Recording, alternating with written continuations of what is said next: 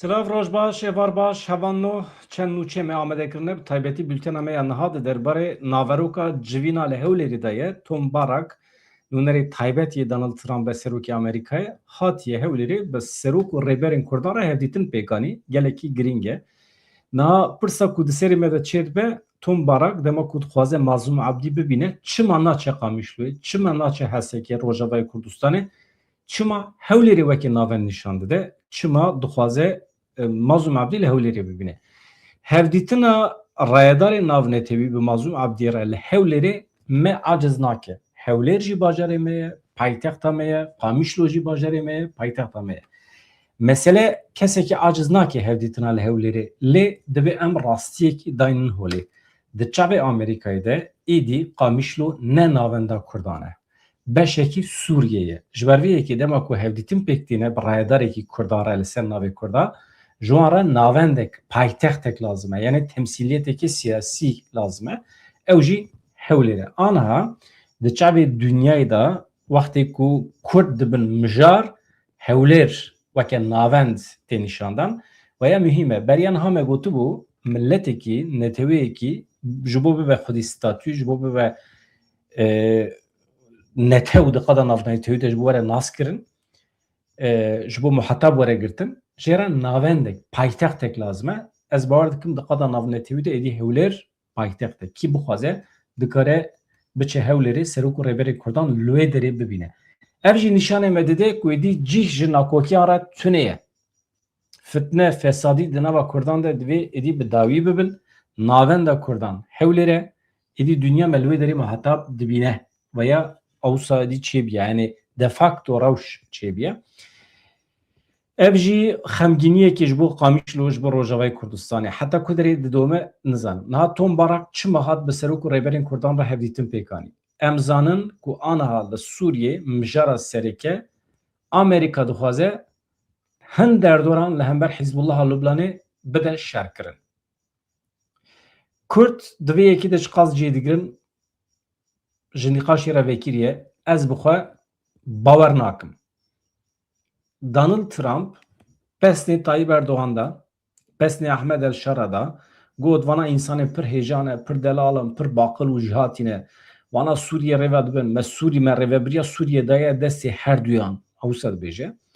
Vana dibe wê ew ê dersa Hizbullahê jî bidin li Lubnanê. Wisa destê xwe li pişta wan bide. Yani wekî tûjarek. Mîne ku xulamê xwe bide xebtandin. Destê xwe li pişta xulamê xwe dide. Veya hitabeta Donald Trump ya ji bo Tayyip Erdoğan pesnê wî dide ama mîna ku bixe nava çemûrê derxe. Mîna bixe nava heriyê derxe. Yani ew qase yani. Merov heqaretekî ancak wisa dikare li serokê dewletekî bike. Tayyip Erdoğan jî hêvî dikim ew bersiv bide. Yani weke askerê xwe bikartînin. Hevan no aniha naveroka civîna Nêçîrvan Barzanî Tom Barak û Mazlûm Abdî eşkere bû bi çend gotinan bas bikin paşê jî rêzekî hevdîtinê din hene.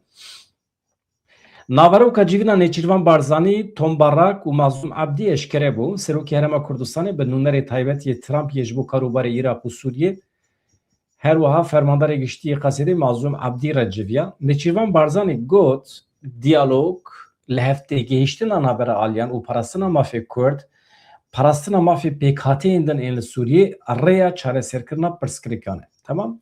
Serokê Herêma Kurdistanê Nêçîrvan Barzanî bi nûnerê taybetiyê Serokê Amerîkayê Tom Barak ra hevdîtinekê pêkanî fermandarê giştî Hêzên Sûriye Demokratîk Qesedê ji bo vê civînê bavekî taybet ji Rojavayê Kurdistanê derbasî Hewlêrê bû. Mazlûm Abdî jî di wê civînê de amade bû li ser daxwaza Amerîkayê. Civînekî sêalî bû. Paşê jî Mazlûm Abdî bi Nêçîrvan Barzanî re cuda hevdîtinekî pêkanî. Nêçîrvan Barzanî jî paşê civînekî cuda bi Tom Barak ra pêkanî. Lê ev civîna sêalî gelekî mühim e. Ji ber di şahediya Nêçîrvan Barzanî de bi Mazlûm Abdî re axaftin hatiye kirin. Ama naveroka wê axaftinê aniha bawekî fermî tê gotin lê hûn zanin di derbarê naveroka civînê de çi were gotin ew tenê awayê fermî ye. Esas di pişt perdê de çi bîye. Tom Barak li ser navê Amerîka ji Mazlûm Abdî çi xwestiye? Mesele ew e. Haziriya çi bikin? eğer mesele teni entegrasyon be peşketini danabara Suriye u Rojavayê Kurdistanê de be alaqayî bi hewlêrê tune hûn tev dizanin ew ê were Şamê ew ê gazî Mazlûm Abdî jî bike Mazlûm Abdî jî biçe Şamê ya Mazlûm Abdî ji xwe diçe Şamê Ehmed El-Şarara jî hevdîtin pêkaniye bi derdorê din re jî îca bike diçe eger mesele tenê mijara Şam û Rojavayê Kurdistanê entegrasyon biya Tom Barak wê li Şamê hem bi rayadarê Sûriye re û hem jî bi rayadarê Rojava re dibin seroketiya Mazlûm Abdî de hevdîtin pêk baniya. Lê em dibînin ku mesele tamamen Kurd û Kurdistanê alaqedar dike. Niha vaya tespîta me ye tabii civîna hevbeş ya hersî aliyan tamam Nêçîrvan Barzanî, Mazlûm Abdî û Tom Barak. Li gorî daxuyaniya Seroketiya Herêma Kurdistanê di civînê de pêşketinên dawî yên siyasî û ewlehiyê yên li herêmê hatin guftûgo kirin, arewşa Sûriyê, hevkariya di navbera Kurdan û Şamê de hatin nirxandin. Nûnerê taybetiyê Serokê Amerîkayê Tom Barak destnîşan kir ku welatê wî ji bo parastina aştî û aramiyê piştgiriya xwe didomîne tobe be Tom Barak teqez kir ku ew ê ji bo dîtina çareseriyên guncaw ji bo pirsgirêkên li Sûriyê xebatên xwe hewldanên xwe bidomîne ji aliyê xwe ve jî Nêçîrvan Barzanî dubarê kir diyalog li heftê gêiştina di navbera aliyan de parastina mafê Kurdan parastina mafê PKK'yên din li Sûriyê rêya çareserkirina pirsgirêkan e. Serokê Herêma Kurdistanê di derbarê vê mijarê de amadebûna xwe, piştgiriya xwe a Herêma Kurdistanê nîşan da û beyan kir ku ew amade ne weke Herêma Kurdistanê ji bo çareserkirina pirsgirêkan ji bo parastina asayîş û aramiyê bibin alîkar. Wekî din pêşxistina hevkariyê, pêşxistina hevehengiya hevpariya ji bo rûbirûbûna metirsiyên terorê, pêkanîna asayîş û aramiyekê mayînde li herêmê mijarên din ên sereke ên civînî bûn. Ez dîsa ji we re bêjim ev beyanatên fermîn e, ev mijarên fermîn e. Lê di pişt perdê de pir tiştên din hatine axaftin. Tom Barak dibêje hemî hêzên eskerî li Iraqê ve bikevin bin kontrola dewleta Iraqê. Pêşmerge li xwe digire nagire nizanim. Hebûna pêşmerge weke rêxistineke çekdarî dibînin yan weke artêşa Herêma Kurdistanê dibînin ku rewaye meşrû ye. Gelo ev mijar di civînan de hatiye rojevê nehatiye rojevê em nizanin, nabêjin. Ne li pêşberî çapemeniyê dibêjin, ne jî şîroveger dibêjin. Çima Tom Barak di civîna li Hewlêrê de behsa kontrolkirina Iraqê ya li ser rêxistinê çekverî bike. Ji xwe dû li Bexdayê bû, bi xasî xwe axivî. Hevan em didomînin mesela civîna Tom Barak wekî din niha bi Rêzdar Mesûd Barzanî re jî hevdîtin pêkaniya Tom Barak dibêje Herêma Kurdistanê di aramiya Iraqê de xwedê rolekê girîng e. Elbet. Serokê pedekê Mesûd Barzanî îro li Pîrmamê nûnerê taybet yê Serokê Amerîkayê Tom Barak qebûl kir. Barak silavên Serokê Amerîkayê Donald Trump gihan Serok Barzanî dilxweşiya xwe ye ji bo vê hevdîtinê anî ziman. Tom Barak pesnê rol û pêgeha Serok Barzanî da ya da aramiya Iraq û herêmê de. Barak wekî din teqez kir ku pêwîstiya Iraqê û herêmê bi aramiyê heye. Tespîtekî balkêş e. Allah Allah. Ya vana tên tev lê hev dikin û car din diçin behsa ji aramiyê dikin. Binêrin ez hema parantezekî vekim. Ji rêveberên îstixbarata Amerîkayê ê ku îstifa kir di dema şerê li hember Îranê de mêrik bi xwe vekirî got. Got em hatine Iraqê, em hatine Sûriyê. Me hêzên Sunnî û Şîî berra hev da. Me di navara hûn da alozî û şer da peyda kirin bi zanebûn. Paşî me piştgirî da hêzên tundrew ên Sunnî. Wextê ku vana pêş ketin mezin bûn hêzên weke El-Qaîde ji wan El-Nusra derket, paşê jî Daîş derket dibê me destek da wan li hember hêzên Şîî yan jî li hember hêzên ku kefa me ji wan re nedhat. Paşê me dît ku vana ji kontrolê derdikevin me destek da hêzên Şîî îja me ew li hember wan bikaranîn. İja xelkê bibêje miletê herêmê nava xwe de li hev nake. Hemî fitne fesadiya hêzên derve bû. Yani bana itirafım, Mirkan'a bu xwe dibêjim vê meselê. Kurd nehatin ve listike Kurdan veke xeta siyemin tene herema xwe parast li Suriye. Daesh wextê ji kontrolê derket elbet Amerîkayê piştgirî da Kurdan heta derekî. Kurdan jî piştgiriya Amerîkayê bikar anî. Kurdan jî bi qasê xwe Amerîka bikar anî. Lê me rêya dîplomasiyê, rêya diyalogê me hin aliyê xwe nexistina ve hereketê ji bo ku em bikaribin siberojê hebûna xwe bixin bin garantiye statûyekî bi dest bixin ji bo Rojavayê Kurdistanê.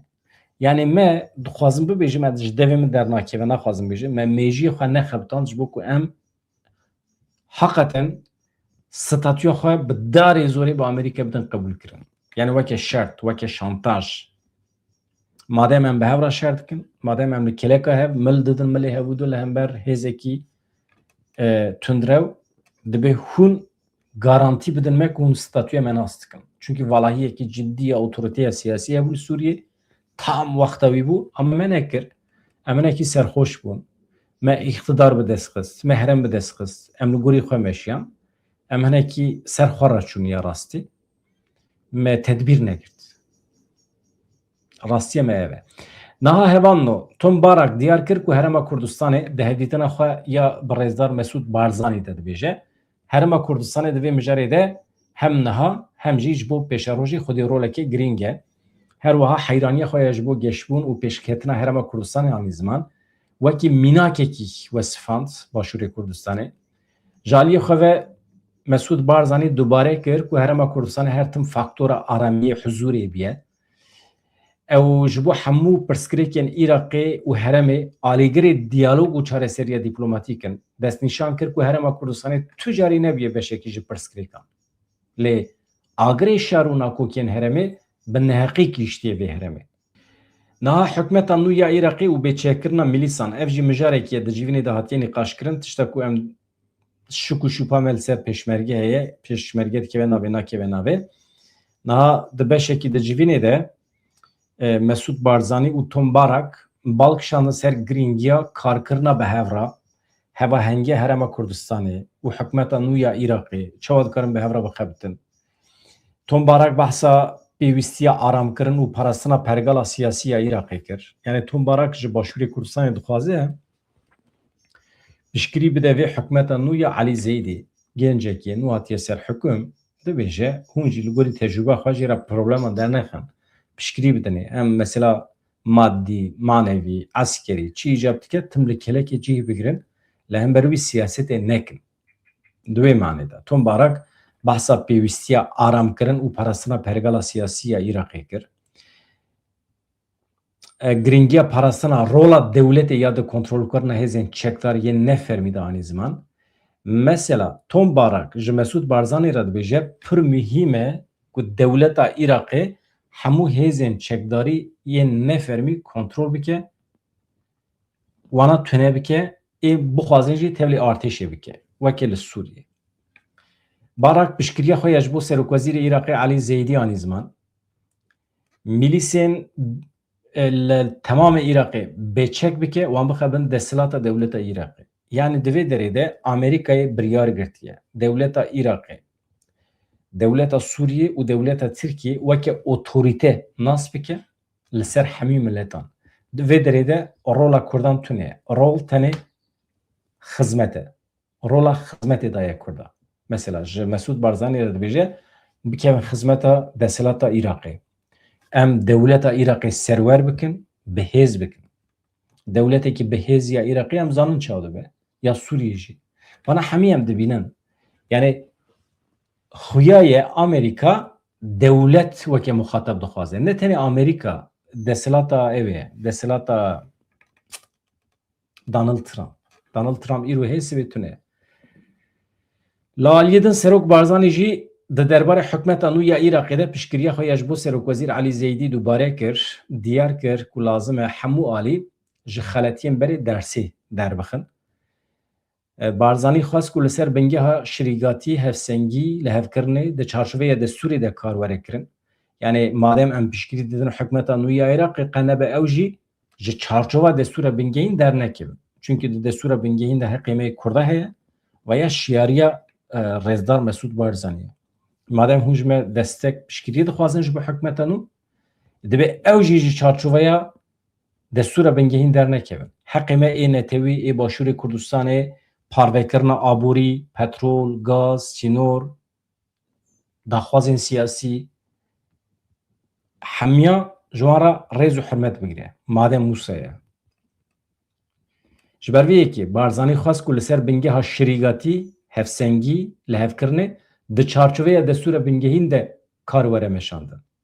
Di dawiya civînê de li ser rewş hevkeşeyên herêmê bîr û raman bi hev re hatin guhertin. Her du alî hemfikir bûn ku ji bo aramiya Îraq û Herêma Kurdistanê bi hev re li ser çend pêşniyazên hevpar kar bikin.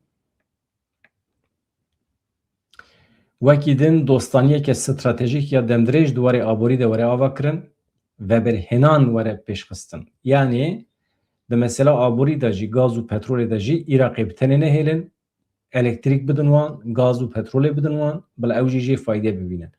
Amerîka anha li ser navê Îraqê hatiye piştgirî ji Başûrê Kurdistanê dixwaze. Em me xwe çêkiriye em wan çi dikin. Em hîn nikarin meşê karkerê xwe bidin hêvan da. Amerîka vê derê de pir baş tem nagere ji me re bila haya we hebe. Di vê naberê de Nêçîrvan Barzanî bi Mazlûm Abdî re rûnişt. Fermandarê giştî Hêzên Sûriya Demokratîk Qesedê ku doh ji Qamişloyê derbasî Başûrê Kurdistanê bû. Piştî van hevdîtinê xwe yên sê alî ew çû cem Nêçîrvan Barzanî li wê derê bi hev re nûştin. Encama civîna xwe ya bi Tom Barak re nîqaş kirin. Çawa derbas bû me, divêya bû çawa bikira, em ê çi bikin ji Ewropê ve. Elbet di navbera Rojavayê Kurdistanê û Başûr de jî hin mijar û mevzû hene divê were nîqaş kirin. Serokatiya Herêma Kurdistanê li ser hevdîtina Nêçîrvan Barzanî û Mazlûm Abdî daxuyaniyekê daye. Li gorî wê daxuyaniya Serokatiya Herêma Kurdistanê her du aliyan yani Mazlûm Abdî û Nêçîrvan Barzanî rewşa Kurdan ya li Sûriyê nîqaş kirine. Rewşa Kurdan hevkariya bi Şamê re. Niha Nêçîrvan Barzanî gelo ji bo Rojavayê Kurdistanê çi dixwaze? Sistema perwerdeyî, sistemekî siyasî federatîf e çawa ye? Gelo ew ê çi rol karibe bilîze? Çawa dikare navbenkarî bike? Yani sedî sed di wê qenaetê de me ku behsa pêvajoya li Bakurê Kurdistanê jî hatiye kirin bi Mazlûm Abdî re. Di daxuyanî de hate ragihandin ku di civînê de pêşketinên dawî yên siyasî, meseleyên ewlehiyê yên Sûriyê ê herêmê hatine nirxandin. Wekî din di civînê de rewşa Kurdan, pêkhateyên din êlivî welatî hatiye guftûgo kirin. Hewldanên ji bo şereserkirina pirsgirêkan di navbera aliyên Kurdî û meselê mijarên din de. Di aynî demê de hevkariya bi Şamê re jî bi berfirehî hatiye nirxandin. Her du aliyan teqezî li ser giringiya berdewamiya diyalogê kirine, parastina aramiyê, huzûrê, dabînkirina aştiyê li herêmê. Dibe bila diyalog di navbera me de hebe. Serokên Kurdan e çima diyalog tune be? Muhaqqaq wê hebe tabii ki. Niha li gorî Serokatiya Herêma Kurdistanê pêşketina ew ê pêşketina çalakiyên terorîstî li herêmê zêde bîye. Dibe merov li ser vîya bisekine. Niha ji bo ku em herêmê biparêzin, aramiyê biparêzin, em çawa dikarin bi hev re bixebitin. Hem Rojavayê Kurdistanê hem Başûrê Kurdistanê. Ji ber ku xeteriya ku tê ser Kurdistanê li ser her du beşan e. Ve mecburum bi hev re bixebitin ser wan meseleya. Hevan basa diyalogê bû niha Donald Trump çima pesnî Tayyip Erdoğan û şera daye em ê bi du gotinan ser bisekirin. Niha berdewamiya diyalog em dibêjin. Niha wê rojê civîna kenekê çêbû tê bîra we. Civîna kenekê de du mijar derketin pêş. Yek baweyekê lezgîn kongreyekê netewî çêbibe PDK jî di nav de ciyê bigire, YNK jî tê de ciyê bigire. Em kongreyekê netewî ava bikin ku di wê derê de di derbarê Kurdan de çi biryar tê girtin, çi înîsiyatîv tê pêşxistin bila di wê kongrê de were girtin biryar. Pêşniyazekî maqûl e. Gilî û gazincên gelek hevalê me rojnamegeya rewşenbîran hebû ku PDK tê de ciyê nagire. Em dibînin ku serok û rêberên Kurdan Mazlûm Abdî nexerîbe. Kengê bixwaze xwedîgîne PDK, kengê bixwaze xwedîgîne Nêçîrvan Barzanî. Hatta diyaloga di navbera Mazlûm Abdî û Nêçîrvan Barzanî de baştir e ji diyaloga Nêçîrvan Barzanî û Başûr Taleban. Yani du serokên Başûrê Kurdistanê kêm li hev dikin, hatta qet li hev nakin, ama serokên Hewlêrê û Qamişloyê arawan baş e. Hevalên ku kongreyên netewî dixwazin bi rêya Mazlûm Ebdî dikarin xwe bigîne her kesî. Mazlûm Ebdî aniha rola çimento dilîze di navbera hemî Kurdan de. Mazlûm Ebdî bixwaze xwe digîne Kurdên Rojhilatê Kurdistanê bi Bakurê Kurdistanê re di nava têkiliyê de ye. Heta bixwaze bi Îmraliyê re dikare bikeve têkiliyê. Yek peyamekî bişîne bes e. Rêya wî tê vekirin. Mazlûm Ebdî Nêçîrvan Barzanî, Mesûd Barzanî, Mesrûr e û Bafıl Talabanî bi hemiya re jî dost e. Bi Qandîlê re jî dikare hevdîtin çê bike. Yani Mazlûm Ebdî aniha rola heqeten çimento dilîze di navbera serok û rêberên Kurdan de. Ev rola wî eger bidome baş dibe. Rêzdar İlham Ehmed jî dikare bikeve wê pozisyonê. Yani insanekî sirf ji ber ku jin e îcab nake bikeve nava daw doza jinan. İnsanekî jin be jî dikare di meseleyên netewî de têkoşîna xwe bidomîne. Yani sırf ji ber ku jin e însan çûkê ez canan dibîsim siyasetmedarên pir wisa di çavekî berfireh de li meseleya di nêrin hene. Mesela İlham Ehmed yek ji wan e. Weke dîplomata me dixebite diqada nav netewî de. Yani îcab nake sirf meseleyên jinê bîne rojevê. Meseleyên netewî ên nav netewî hene. Dikare rolekî li keleka Mazlûm Ebdî bilîze. Ez wisa hîs dikim, wisa dibînim hevano. Niha hevano Donald Trump çima pestê Tayyip Erdogan û şera da? Niha derdê Donald Trump heye. Di şerê li hember Îranê de bi ser neket. Niha du nêrîn hene. Yek, siyaseta Amerîka û İsraîlê bi şikrekî wisa dimeşe pêşî İranê bê per û bask dikin, ji aliyê aborî ve lawaz dikin, zayıf dikin. Hemî çek û sîlehê Îranê ji desta digirin, bi peymanan, bi aştiyê hineke rehabetê dixin nava civaka Îranê û nava alema siyasî ya Îranê. Paşê jî gerfersendî tevdigerin, keysekî dibînin ji nişka ve êrişê Îranê dikin hildiweşînin. Ev nêrinekî ye. Tamam? Aniha bi peymanan, bi peymanên aştiyê, bi lehevkirinê roja 19 mehê li Swîsrê ew ê peymanê îmzê bikin. Wisa tê gotin. Rehabetekî wextê çêkin, paşê dikarin êriş bikin. Tabii ez nabêjim ev nêrin sedî sed rast e, ev fikrekî, nêrinekî ye. Tamam? Nêrina din jî ew e ku Amerîka, İsraîlê tişta ji destê wan hat kir di şer de. Hemî hêza xwe, qûweta xwe ji aliyê bejayî ve, deryayî ve, hewayî ve bikaranîn li hember Îranê. Xwastin milletê Îranê li hember rejîmê bikarbînin. Xwastin Kurdan bikarbînin. Lê kirin nekirin bi ser neketin. Amerîka mecbûr ma bi Îranê re rûnê ser masê. Veya têkçûna İsraîl û Amerîkayê nîşan dide li gorî hin pisporan. Edî hûn çawa dibînin nizanim. Lê şer bi dawî nebiye. Roundên cuda ên şer hene. Ama di vê roundê de Amerîka mecbûr ma bi Amerîka re, bi Îranê re bicive.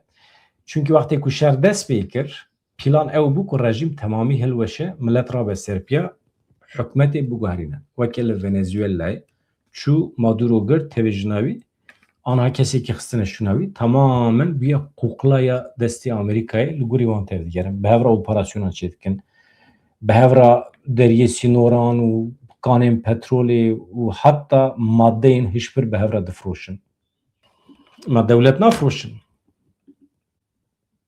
Çeteyên herî mezin dewlet bixwe ya. Yani ew qas rêxistinên ku maddeyên hişbir difrotin li Venezuelayê, li Kolombiyayê. Tekiliya bana bi dewletê re tune ye. Bi destûra dewletê naxebtin. Ya ew qas petrol heye li Venezuelayê. Nizane ji petrola xwe fayde bibîne, milletê wan per perîşan e, hê jî radibin destek didin wan rêxistinên maddeyên hişbir, êdî rêxistinên çetene çine, mafya, ji bo wan maddeyan bixin piyasaya cîhanê. Yani gelek dewlet wisa dikin. Li rojata navî jî wisa ye. Afganistanê, Pakistanê, İranê, hemî maddeyên li Ewropayê ji wan derhetin. Wana wextê dewlet Rêveneke devlet para xwe ji wan negire ma müsaade dike Tirkiye jî wisa ye me em nizanin rêveberên dewleta Tirkiye di nava hemiyan de heye hema ji dewra Tansu Çîler Mehmet Agar bigire heta îro rêveberên dewleta Tirk tim para xwe xwestine têda hem wekî şexsî hem wekî dewlet wisa nebe çawa dikarin ew qasa li ser piyan bimînin perê reş nebe çünkü perê spî perê fermî normal li gorî bütçeya ku em dibînin li ser kaxiza îmkana ku dewletekî bi rêve biçe tune ye ancak perê reş hebe ku di nava malbata de em dibêjin perê bin belîfê ancak ew hebe bikaribe dewletê bi rêve bibe perê qaçax e yani ew qas çeteyên li Şamê çawa hatin xwedî kirin hemî bi perê resmî bû na perê gayrî resmî ye veya siyaseta dewletan e perê reş tim dihêlin ji bo karên qirêj li hember Kurdan ew qasa operasyon pêkanîn welhasil yani tê zanîn ew tiştê ku an ez bêjim wana ne tiştê xerîbin wana ji îtirafên çeteyan derdikevin hevano niha Donald Trump dibêje me Sûriye teslîmê Tayyip Erdogan kiriye me Sûriye teslîmê El Şara kiriye kurikekî baş e baqil e zane karê xwe bike ewsa destê xwe li pişta wan dide niyeta Donald Trump ew e ku li Lübnanê wana li hember Hizbullahê bikaribîne yani Tirkiye bixe xizmeta armancên İsraîlê çi qas bi ser dikive ez nizanim lê qet nebe Donald Trump ji Tirkiye dixwaze rê li pêşiya şera negire çünkü Amerîkayê bi vî armancî bi armanca şerê li hember Hizbullahê piştgirî daye Ehmed El Şara û HTŞ ji bo werin ser desthilatdariyê li Şamê eger îro Ehmed El Şara û artêşa xwe ji rê derkevin ji talîmat û emrê Donald Trump derkevin dawiya wan dibe ku xirab bibe belkî ev tişt hatiye rojevê li Hewlêrê sibê du sibê eger şara gotina me de nebe em çawa bikin mesela belkî ji ber vê yekê Mazlûm Abdî xwestine pêra axivîne em nizanin yani rojlata navîn de her gav her kelî her roj siyaset dikare sêrûbin bibe û biguhere Ehmed El Şara anha li gorî fermana Tayyip Erdogan'a Donald Trump tevne gere dibe ku siber roja wî tarî be hatta jiyana wî dikare bikeve xeteriyê dikarin bikujin jî veya rastiyekî ye ji ber vê ez dibêjim tiştek ku ji Tayyip Erdogan tê xwestin pêşî li çeteyên xwe veke ji bo bikevin Lübnanê ji ber vê Donald Trump ji Netanyahu re dibêje tu nizanî şer bikî ya çi îcab dike tu li ser navê dewleta xwe herî wan gundan bombe bikî îcab nake binirin ha nivîsekî ez ji we re dixwînim ya îcab nake tu herî bombe bikî wan gundan tu çima navê xwe xirab dikî tu çima rê li ber kuştina sivîlan ve dikî bêhêle bila çeteya kevin veya siyaseta Donald Trump e ji ber vê ka em bidirin heqeten şara dikeve nava pratikî nakeve mijarekî pir mühîm e ha Kurd asla Kurd divê muhaqa xwe ji vê meselê dûr bigirin şerekî pir pîs e tam ew şerê ku em dibêjin rê li ber kîn û nefreta nava milletan ve dike ev e çünkü tu îşê me bi Hizbullahê tune Hizbullah a Lübnanê ji me re çi ye çi eleqeyê me ême rêxistinên ku ji me re dijminî kirin ew jî ne rêxistinê mantalîteyekî mantalîte Daişê mantalîte HTŞ mantalîte çeteyên girîdayî dewleta Tirkiye ne mantalîteya rêveberên dewleta Tirkiye ne ê dijminiya me dikin yani wekî din dijminê me tune ne li rojnata navîn îcab nake dünya aleme em wekî dijmin bibînin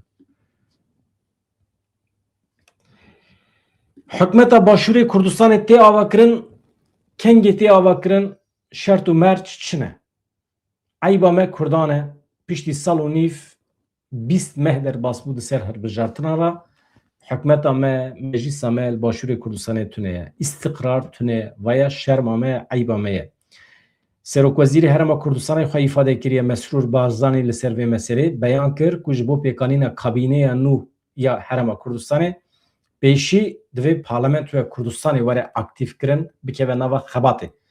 Mesrûr Barzanî teqez kir ku Parlamento milkê gele nabe ku tu kes rê li ber aktivkirina wê bigire. Yani kes divê pêşî li xebatê meclisê negire. Mesrûr Barzanî îro li Hewlêrê nûnerê taybetiye Serokê Amerîkayê Sûriyê Tom Barak qebûl kir piştî civînê Mesrûr Barzanî li ser navaroka hevdîtinê û mijarên Rojavê agahî dane. Mesrûr Barzanî civîn wekî pir baş pênasê kirî dî çaxifîne pir baş. Diyar kir ku wan li ser hemû mijarên girîngên Herêma Kurdistanê û Iraqê guftûgû kirine. Meqala awayê hevehengî û xebata bi hikûmetê re kiriye, hikûmeta Birêz Elî Zeydî. Rewşa aborî, rewşa ewlehiyê ya navçê çawa dikare baştir bibe. Da zanîn ku di civînê de mijara zêdekirina hilberîna şîrketên Amerîkî ya li Herêma Kurdistanê hatiye nirxandin. Yani şîrketên Amerîkî çawa dikarin ji başûrê Kurdistanê zêdetir fayde bibîne. Hilberîn. Xwazî fabrîka bila vê bana şîrketekî dibe bila bibe. Bila gencî me mecbûrê derketina derveyê welat nebin ne meselê ye. Mesrûr Barzanî wekî din anî ziman ku ev gav wê bibe alîkar da ku aboriya Iraqê jî bihêztir bibe. Li ser pirsa pêkanîna kabîneya nû ya Herêma Kurdistanê jî Mesrûr Barzanî balkişand ser girîngiya saziya yasadanînê. Divê gava yekem ya pêkanîna hikûmetê aktivkirina parlamentoyê ye. Heta niha Meclisa Başûrê Kurdistanê nehatiye aktivkirin, ne di nava xebatê de ye. Ev ne yani bayan tiştekî ne rast dibêje. Barzanî rexneyên xwe domandin, kî rexnet ke nizanim. Ma meclis avakirina meclisê ser min nekî. Ez bar dikim adres şaş e. Meclisa Başûrê Kurdistanê ez ava nakim. Ew Serokwezîrê Herêma Kurdistanê ye. Serokwezîr divê ava bike, Serokwezîr divê li hev kom bike. Mesrûr Barzanî kî rexnet ke nizanim. Eger min rexnet ke adres şaş e evan no. Divê ez wan rexnekim. Divê heqê tu kesekî tune rê li ber aktivkirina parlamentoyê bigire. Parlamento ciyê nîqaşkirina nêrînên cuda ye. Eger parlamento were aktivkirin wê demê em dikarin li ser pêkanîna hikûmetê jî biaxivin. Hevan me henek dikim yeneke rexnet ke. Çünkü PDK û yeneke du seriyên sereke parlamentoyê ne wan rexnet ke elbet. Serokê çima nav nade bila nav bide ya. Serokê Herêma Kurdistanê helbesta Hewlêrê ya li ser peymana nû ya di navbera Washington û Tehranê de jî zelal kir. Divê em her dem bi aliyê aştiyan e em her peymanê pêşwazî dikin û peymana ku heremê ber bê aştî û aramî ve bibe. Niha di dema hilbijartinan de aliyê yenekî û pedekî ew qas tûj êrişê hev kirin, ew qas hevû di sûjbar kirin bi dizî û bi gendelî û bi kuştinê nizam bi çi ya merû nikare rûyê hev binêre. Acaba ji ber wî ye? Yani ez bixwe siyasetmedar bim hevanna. Hakikaten ez derkem ser sahneyê li hember raqîbê xwe ez ew qas tûj biaxivim. Ew qas dizin, kujêrin, ew ez sibê nikarim lê rûya wan binêrim. Ez sibê naçim meclisê. Bi Xwedê ji şerma naçim meclisê. Merû bu wan re yani wextê ku merûv hilbijartin dibe, reqabet dibe, saziya ku tu lê xebitî û dibe ku neheqiyat li te hatibe kirin çi dibe bila bibe dibe tu bi şiklekî wisa rexne bikî ku sibê du sper rûyê te bigire tu wan re bikar bîrûnî ser dora masê xwarinekî bixwî. Baya pir mühîm e. Yani hem pîvanên nezaketê ye û hem etîk exlaq e. Yani biborin ez vê derê dersa exlaqê nadim kesekî. Lê divê mirov tu car deriyê xwe bi temamî ser însanan re negire. Şer jî exlaqekî xwe heye. Şer. Merû wextê şer dike divê merê derî temamen nedecî hinek fêkirî bihêle. Wisa şer bike, gotinên wisa bibêje ku sibê tu bikaribî li rûyê wî binêrî. Ji ême Kurdan canan em nizanin şer jî bikin ya. Di hilbijartinan da em tiştî wisa dibêjin li hemberî hebûdû. Em sibê çawa em li rûyê hev binêrin? Em çawa li hev berin? Mesela aniha di muxalefeta nava Kurdan da jî. Mesela hin şexsiyet hene di bin navê rojnamegeriyê, nivîskariyê de, di bin navê netewperestiyê de. Mesela pir êrişên tevgerên siyasiyên Kurdan dikin. Mirovên tevgerên siyasî jî êrişî wan dikin. İşte ew ji wir re dibe ceş, ew ji wir re dibe qoricî, ew ji wir re dibe nizanim te dizî kiriye, te gendelî kiriye, nizanim te jina ya ew ji êdî dest pêkirine ji navê berjêr daxivin. Ecêb. Ya ji kengî ve em ketirine vê rewşê? Ji kengî ve em xwasa xirabbûne? Ji kengî ve me ew qas exlaqê xwe wenda kiriye? Yani vana ne rastin. Yani çi dibe bila bibe, dibe wextê ku meriv însanekî sûcbar dike, yani destê mirovan de hin dane hebin, hin delîl, îspat hebin. Heyf e. Yani însan, meriv însanan divê wisa curde neke. Însanan ew qasa zû ji çav dernexe. Yani heyf e. û zanin ji bo gîhandina însanekî hem ji aliyê mestegî ve hem ji aliyê jiyanî ve yani weke mirov zehmet e yani. Meriv însanekî bigîne û mezin bike û paşê jî meriv bi çar gotina wî bikuje û bavêje. Ji bo îqnakirina însanekî meriv 10 salê xwe dide, perwerde dike û wendakirina wî jî dibe îşê 5 deqe, bi çar gotina. Ji ber vê ez pir ne taraftarım bikevim nava van polemîkan, sûcbarkirinan. Bana nexweşin. Tu meselên siyasî de hevanna vê gotina ji xwe jî bibêjim paşê derbasî mijarê bibim. Mesela Netanyahu heye. Yani ji peymana Amerîka İranê gelekî aciz e. Sebebî ez ê ji we re bêjim. Niha di meselên siyasî de dibe ku hûn pêvajoyê bi temamî rexne bikin, hûn li dij bin. Dibe ku hûn li dijî tevgera siyasî ya Kurd bin. Dibe ku hûn alîgirê dewleta Tirkiye bin jî. Dibe ku hûn yani fikra we ya siyasî çi dibe bila bibe. Wextê ku tu mijarekî datînî ser masê, armanca te parastina fikrê te be. Gerek tu ji wî fikrê dernekevî. Tu fikrê xwe biparêze. Weke belge, weke axaftin, însanan motîve bike, însanan îqna bike. Veya bila rêbaza te be. Ama tu dest pê bikî, heqaret bikî, mana fikrê te namîne. Mesela ez û Hesû em raqîbê hevin. Ne? Fikrekî min heye di meselên siyasî de ji bo pêşketinê, ji bo ku însanê me bike ji huzûrê, ji bo însanê me azad bin, ser bixwe bin. Fikrekî min heye. Yani teoriyekî min heye, îdeolojiyekî min heye. Dixwazim we îqna bikim. û reqabet min Hesû jî heye, tam berova jî min daxife. Di vê derê de ez wextê fikra xwe dibêjim, rêya ku we dibe ber bê azadî û serxwebûnê ve dema ji we re îzah dikim, dibe ez zimanê herî estêtîk, maqûl bikar bînim, ji bo ez bikarim û we îqna bikim.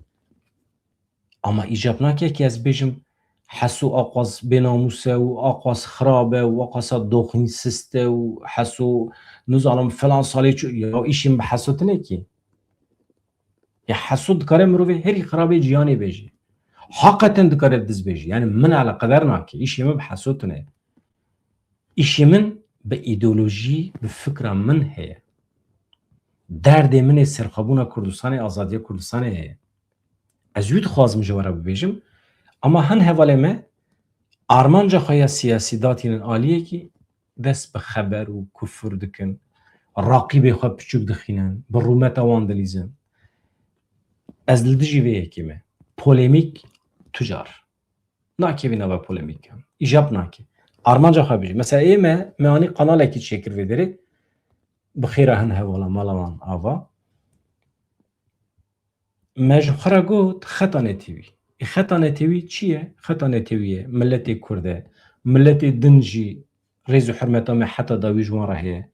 Bi taybetî milletê me ê Mezopotamyayê û Kurdistanê, Asûrî, Sûriyan û Ermen hene, milletê din hene. Vana însanên bêparastinin, vana însanên maqdûrên komkujiyan e. Van însana dibe em biparêzin bi qasî xwe. Veya meselekî exlaqî ye. Lê li aliyê din weke me Tirk jî maqdûrê pergala faşîst a Tirkiye ne. Em wan jî dikarin biparêzin. Em wan jî dikarin reş nekin. Sirf ji ber ku ji nijada Tirkin, îcab nake em wan reş bikin, piçûk bixin. Em dostaniya wan jî dikarin qezeş bikin. Veya îcab nake hûn aqasa li dijî biratiye gelabin. Niha tu serxwebûn û azadiya Kurdistanê dixwazî erê. Tamam. Bixwaze heta dawî ez jî dixwazim. Ama di vê derê de wextê tu azadî û serxwebûna Kurdistanê dixwazî, İcap naket tu milletan küçük biki, milletan raş biki. Hunzanın insanı ki ku bube faşist. Jineteva Kurd be Türk be fark nake. Tu zanî mağduri herî mezin ew bixwe. Çünkü tu medeni, tu demokratî dexwe parastiye. Yani tu xilas bûyî, tu azad bûyî. Ama insanekî hêbiye faşîst bi fikrên ya. Mağdurî herî mezin ê pergala faşîzmê ye. Esas ew mağdur e. Esas divê tu bi wî re eleqedar bibî. Esas divê tu li ber wî kevî.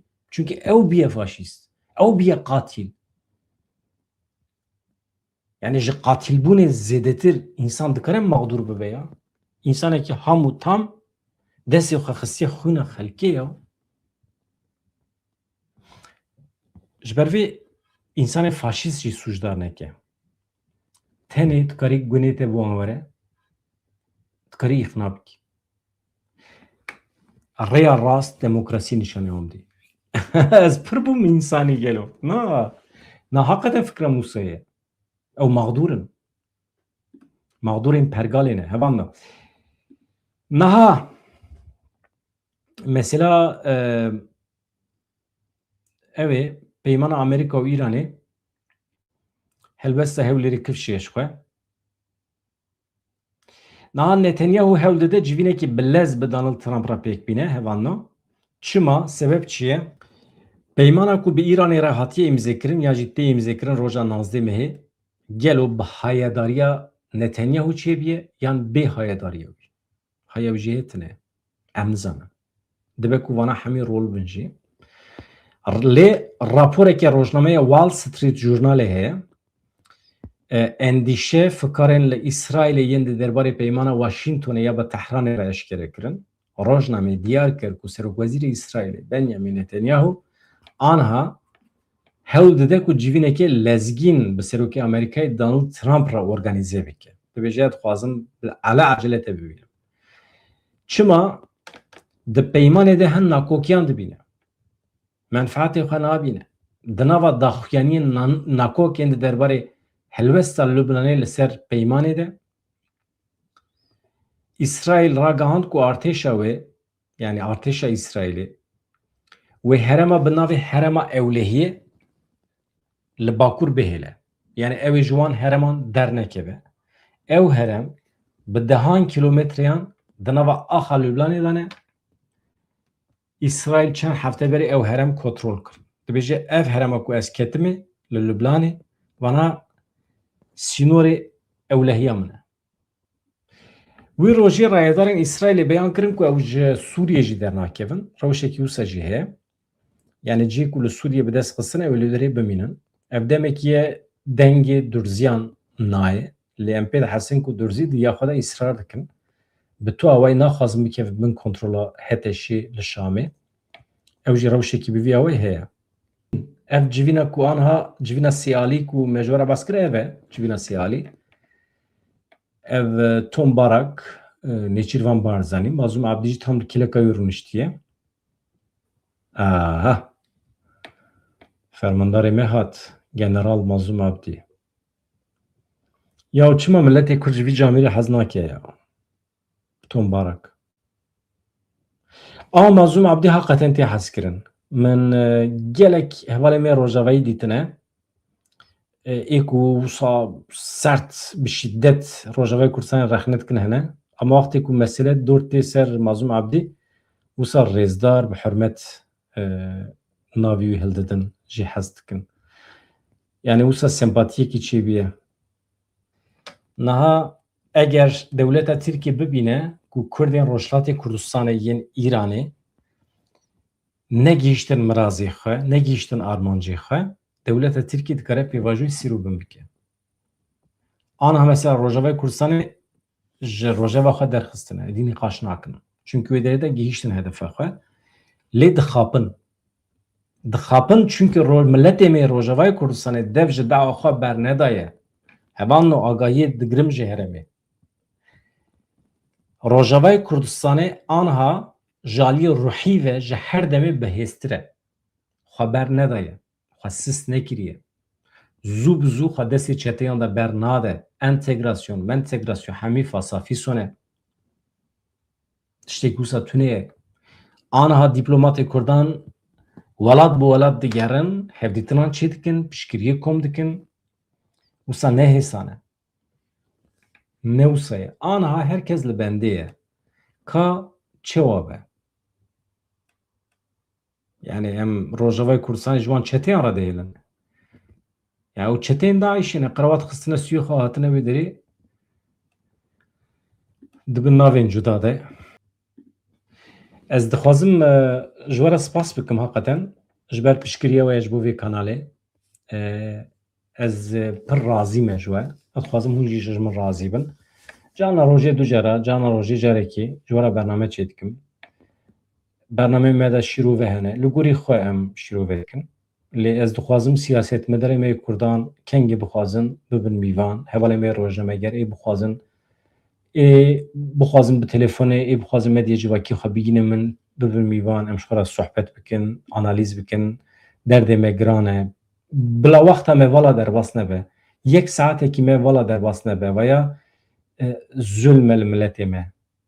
Milletê me bêçare ye, feqîr e, heqeten bêpergal e. Meselên aborî jî hene. Ê divê merû milletê me di wê rewşê de nehêle. Eger tu hindik rewşenbîr bî, tu rojnameger bî, tu hele di nava şert û mercên Ewropayê de bî, were biaxife. Fikrekî te hebe rênîşanê milletê me bide. Pêşniyazê xwe bibêje. Heyf e. Di demên pêşme de dibe ku ez derkem sêyahetê jî. Ez biçim Başûrê Kurdistanê jî, biçim welatên din ê rojhilata navîn jî. Ez zanim hinekî aniha xeterî heye. Mala we ava em jî ji we hez dikin. Eger hûn bibin abone vê kanalê hinekî pêş bixin pir kêfxweş dibim. Yani kêfa xelkî ji Mazlûm Abdî re tê hevalino. Ya ê min ez ji ber ku endamê çapemeniyê me millet ji min hezke ne hezke pir ne mesele ye. Yani wisa ne weke siyasetmedarekî. Ê me ji ber pîşiya me, ji ber xebata me, ji ber ku zimanê me tûj e, dirêj e, em pir derdora aciz dikin. Em mecbûr in rastiyê bibêjin, pir derdor aciz be. Em nikarin şerbet bidin herkesî. Em nikarin. Çünkü mecbûrin em hin tiştan bibêjin. Ez xatir ji we dixwazim hevalino sibê em ê dîsa bernameyekî du bername çêkin. Xatirê we silav rêz tem baş hevalino.